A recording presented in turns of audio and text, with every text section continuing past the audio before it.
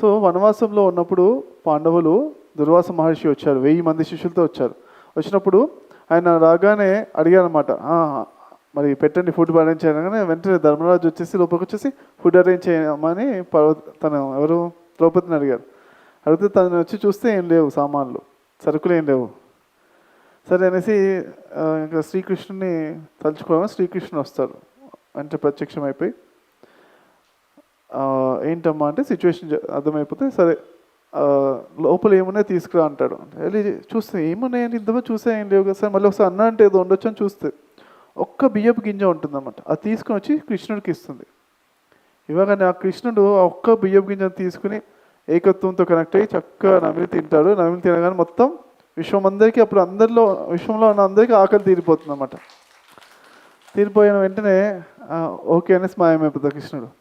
అందుకని కొంచెంసేపు పాండురాజేమో అటు ఇటు అవుతుందా అటు ఇటు వాక్ చేస్తూ కొంచెం ఫాస్ట్గా వాక్ చేస్తూ వెయిట్ చేస్తూ ఏమైంది, అయిపోయిందా ద్రౌపది, అయిపోయి ఫుడ్ ఐటమ్స్ అయిపోయి నేను సర్వ్ చేస్తా, ఆయన సర్వ్ చేద్దామని అనమాట.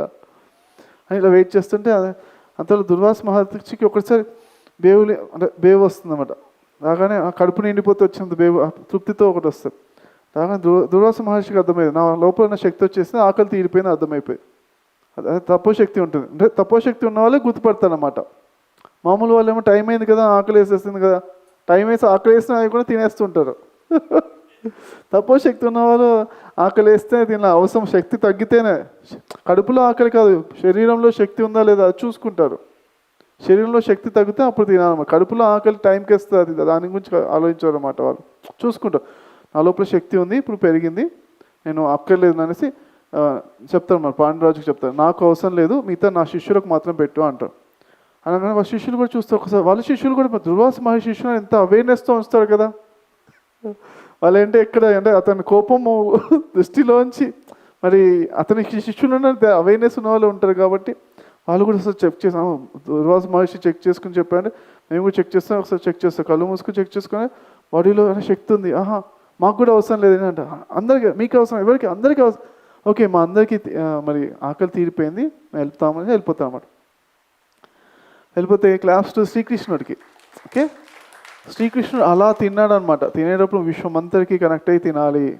ఓకే, సో ఇవాళ ప్రాక్టీస్ చేయండి అందరూ, ఓకేనా. సో ఒక్క గింజతో అంత పవర్ ఉంటుంది, ఒక్క బియ్యపు మెతుకుతో అంత పవర్ ఉంటుంది అనమాట. అలాంటిది చాలా ఇలానే ఎన్నో, అంటే అది అక్కడే కాదు, చాలామంది ఇలా, కొంతమంది గురువులు కూడా ఇలా ఇస్తారన్నమాట. వాళ్ళు ఏం చేస్తారంటే ఒక శిష్యులు రాగానే వాళ్ళకి 40 రోజులు సాధన ఏంటంటే ఒక బియ్యపు గింజ రోజు ఇలా మంత్రించి ఇస్తారు, అంటే ఎనర్జైజ్ చేసి ఇస్తారు అన్నమాట. ఎనర్జీ రోజు ఒక బియ్యపు గింజ ఇస్తారు. శిష్యులు తీసుకుని ఆ బియ్యపు గింజను కొంచెం మెడిటేషన్ చేసి బియ్యపు గింజ తినాలి. అలా రోజు 40 రోజులకు 40 బియ్యపు గింజలే ఇస్తారు అంతే, మిగతా ఏం ఫుడ్ అదే వాడి ధ్యానం, వాడిదే ఫుడ్ అదే. వాళ్ళు ఏంటంటే నిజంగా అంటే ఆ బియ్యపు గింజలో పవర్ తెలుసుకోవడానికి 40 రోజులు అలా చేస్తారన్నమాట గురువులు. ఆ శక్తిని ఇచ్చి ఇలా ఇస్తారు. శక్తిపరమైన బియ్యపు గింజ, మన శక్తి యాడ్ చేయాలి ఎప్పుడైనా. మనం కరెక్టే మనం యాడ్ చేసుకుని, ఎనర్జీ యాడ్ చేసుకుని మనం తినాలి. విశ్వమంతటా ఉన్న ఎనర్జీతో ఫీల్ అవ్వాలి, దానిలో కనెక్టివిటీ ఇచ్చి మనం తినాలి.